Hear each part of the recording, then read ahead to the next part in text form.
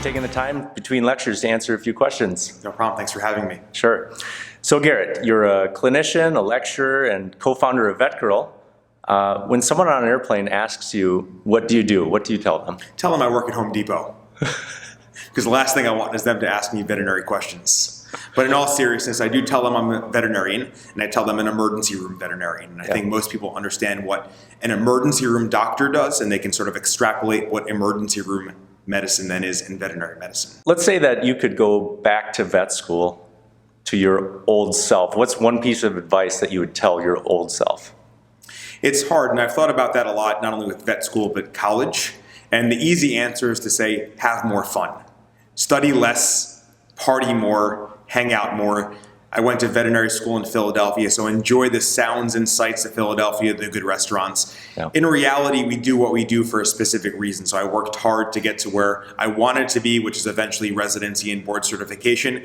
I do wish I had a little bit more fun during veterinary school, but ultimately the ends justify the means, so to speak. And I did get what I want, which is board certification, and that helps me move forward. But ultimately, sure, it would have been nice to enjoy a couple of more restaurants in Philadelphia while I was a student living in the city. Yeah.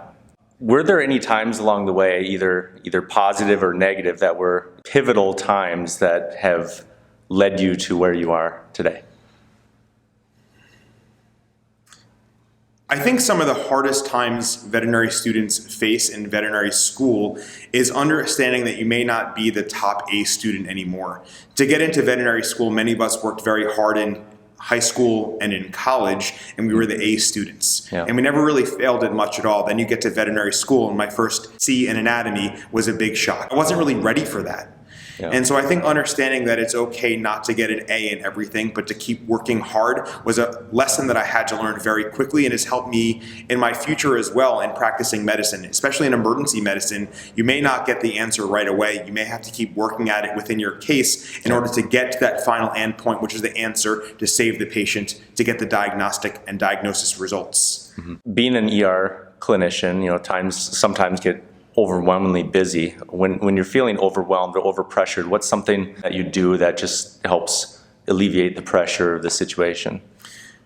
When I get very stressed in the ER, typically something I will do is open up my laptop and play music. I just think listening to music at times will calm me down, slow me down. Even a simple Justin Bieber song, so to speak, can make everyone laugh and make the feeling in the room a little bit lighter. And I think anything you can do to sort of cut tension in a nice or humorous way can make you slow down a little bit, get along with your colleagues a little bit better, take the stress out of that situation. So simple music at times, I think, helps us slow down, calm down, and be able to think a little bit more clearly. Any particular song that's your go-to song? I don't know that I have any particular song, although right now it seems to be Justin Bieber and Taylor Swift. Okay. They seem to be everything playing on the radio except for Adele's Hello, which may be the most calming song ever. Maybe that is a little bit too much tear-jerking, tear-inducing, so we'll stay away from Adele and stay to Justin Bieber and Taylor Swift in the top 40 radio. If you could make every vet out there read one book, what's the one book that would be? That's a very easy answer for me. The one book I would have every veterinary student, veterinary house officer, intern and resident, and veterinarian read is The House of God by Samuel Shem. That is by far and away one of my favorite medical books out there. It has humor, it has some seriousness to it, and it has medical aspects of information that we can totally relate to. Yeah. And I think is a really good book for every veterinarian and veterinary student, intern, etc. to read. Okay, what was that name again? It's The House of God by Samuel Shem.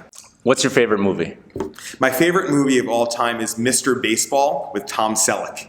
It is probably, if I had to guess, a 1970s type movie. Sweet mustache going for Tom Selleck, but it's about him, Tom Selleck, being a Major League Baseball player, because I played baseball in my life as well, so I relate to that. Yeah. That he ends up getting sent down to the minors, then he ends up going to a Japanese league and really turns his sort of career around in Japan. So Mr. Baseball with Tom Selleck. Oh, great.